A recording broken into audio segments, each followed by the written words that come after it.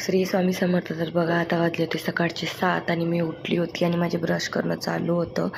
आणि हा व्हिडिओ पावसाचा अगोदरच्या दिवशीचा आहे, रात्रीचा म्हणजे 6 वाजताचा. तरी ते मी आजच्या व्हिडिओमध्ये ॲड करत आहे. तर बघा 6 वाजता असा खूप भयंकर हवा खेळता आणि पाऊस आला होता, खूप जोरात पाऊस आला होता. त्याचा व्हिडिओ मी आता टाकला. त्याच्यानंतर माझं ब्रश वगैरे झालं, मी फ्रेश झाली आणि मी खोलीतून गेली तेव्हा डुगू झोपून होता आणि खोलीत आली तर बघा त्याचं उठून असं एकटाच मस्त मस्त्या करत होता. आता तर तो कधी उठतो आणि कधी झोपतो त्याचा काही वेळच नाही, त्याचा काही नेमच नाही, काही समजतच नाही.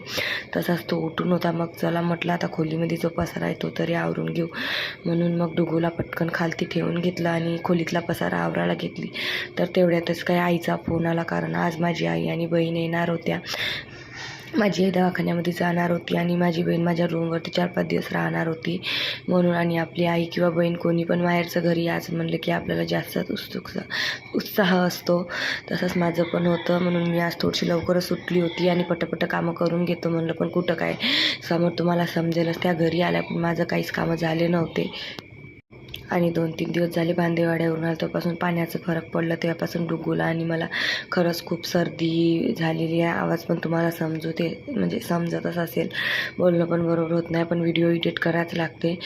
तर असो, त्याच्यानंतर मी रूम साफ करायला घेतली, कारण रात्रीचा पसारा एवढा राहतो की तो सावरतच नाही. त्याच्याबरोबर बेडशीट वगैरे टाकून बेड छान करून घेतला. आणि बघा माझ्या डुगूचं असं काही असतो, आता मी कोणतंही सामान किंवा कोणतंही काम करायला टाकलं म्हणजे काढलं की त्याच्यामध्ये तो मध्ये लुडबुड करणारच. तरी तो तेवढा काही मोठा झाला नाही, फक्त 8 महिन्याचा झाला, तरी आतापासून माझे हे हाल आहे. समोर काय होईल माहीत नाही. असो, तरी बघा इथे मी पूर्ण रूम साफ करत होती आणि डुगूचं असं माझ्या मागे पायाजवळ येणं चालू होतं, फिरणं चालू होतं. तुम्हाला व्हिडिओमध्ये दिसेलच, जिकडे मी जात होती तिकडे तो येत होता. जे सामान मी काढत होती त्याला तो हाती घेऊन लुडबुड करत होता. तेच त्याचं खेळणं म्हणा.